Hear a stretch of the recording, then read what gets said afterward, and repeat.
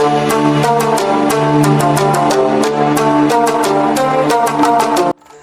दोस्तों, अस्सलाम वालेकुम।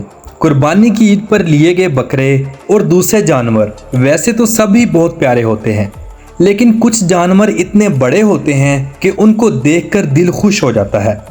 इन जानवरों की खूबसूरती और जिसामत को देखकर हर इंसान की ख्वाहिश होती है कि मैं अपनी कुर्बानी के लिए ख़रीदूं, लेकिन ये जानवर सब की पहुंच में नहीं होते।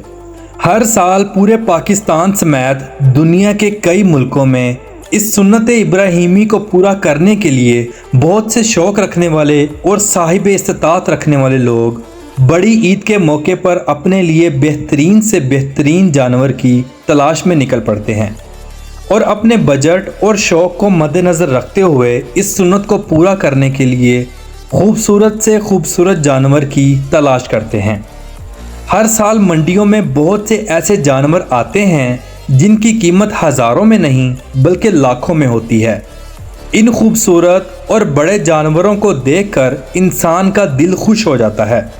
पाकिस्तान लाहौर की मंडी हो या कराची की, मुल्तान की मंडी हो या फैसलाबाद की, सब मंडियों में एक से बढ़कर एक जानवर लाया जाता है।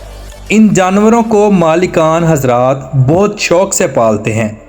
बच्चे से लेकर बड़ा होने तक अपने बच्चों से बढ़कर इनकी खिदमत करते हैं और जब इनका वक़्त मुकम्मल हो जाता है, यानी जब ये कुर्बानी के लायक हो जाते हैं, तो इनको ईद उल अज़हा के मौके पर फ़रोख्त किया जाता है और एक भारी रकम वसूल की जाती है।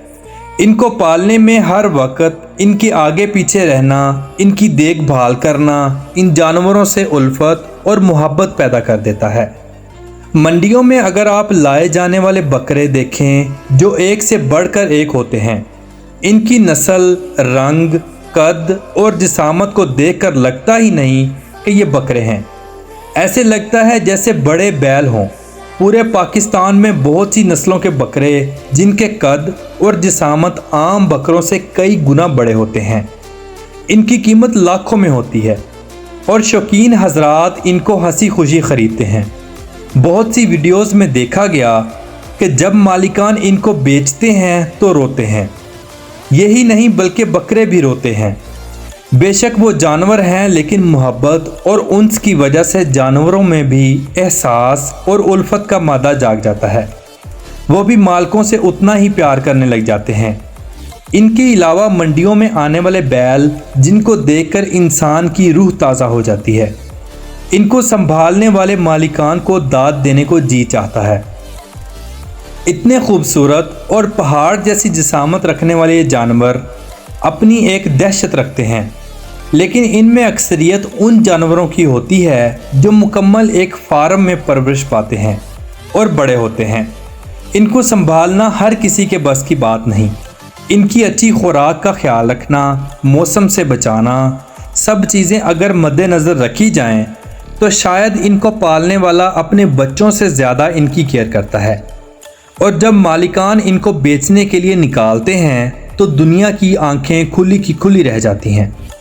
इनमें ज़्यादातर जानवरों की तबीयत ठंडे मिजाज की होती है और बहुत कम ऐसे जानवर होते हैं जिनकी तबीयत में गर्मी पाई जाती है। बहुत से ऐसे बैल जिन्होंने ईद कुर्बान पर कई लोगों को मौत की मुंह में धकेल दिया। इसलिए आप सबसे गुजारिश है कि जानवरों को सुन्नत के मुताबिक खुद ज़िबा करें और बाकी काम किसाइयों की मदद से करवा लें। पाकिस्तान और इंडिया में इन दिनों कई ऐसे लोग इस शोबे से ताल्लुक़ रख लेते हैं जिनको कुछ पता नहीं होता।